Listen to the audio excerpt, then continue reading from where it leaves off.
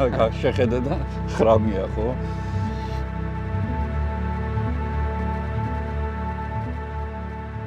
აი ხა შეხედე, საინტერესო მომენტია. გაყოლებაზე, ხა აქ სულ ერთნაირია, ჯაგრცხილა და ისინი არაფერი განსაკუთრებული მცენარეები აქ არ იზრდება, მაგრამ დინარის ან ჭალას რასაც ვეძახით ჩვენ დინარის ნაპირზე გაყოლებაზე რაც მცენარეებია, ისინი არის უკვე შეფერადებული კარგად, გემრიელად. ანუ იქ შემოდგომა ძალაშია. და ფერდობები მწვანეა კიდე. ანუ ეს რაც ნიშნავს, ქვემოთ უფრო გრილა, იქ შემოდგომა, იქ უკვე გვიანი შემოდგომაა და იქვე 10 მეტრში ფერდობებზე ჯერ კიდე არ არის გვიანი შემოდგომა.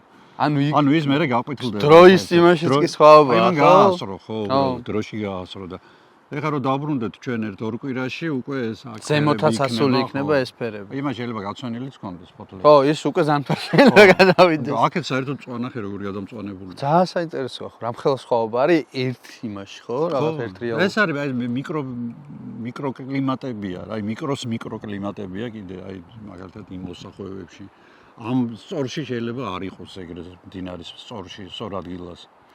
როცა უხვევს შეიძლება იმ ადგილას იყოს. გააჩნია ქარის მოძრაობას. ხო, ეგ ძალიან საინტერესოა. ქარის მასების გადატანა. პატარა წერტილებში და კუთხურებში რომ მიკროკლიმატებია და განსხვავებული და იმიტომ აი განსხვავებული თქვა. ხო, ეს უკვე ზემოდან პირდაპირ ჩანს. განსხვავებული იქნება, ხო. და თქვა იმ წერებიც ალბათ, და ჭიაყელებიც და რა ვიცი. ასე რომ ეს საინტერესო მომენტები შეიძლება ადამიანმა თუ დააკვირდები დაინახო.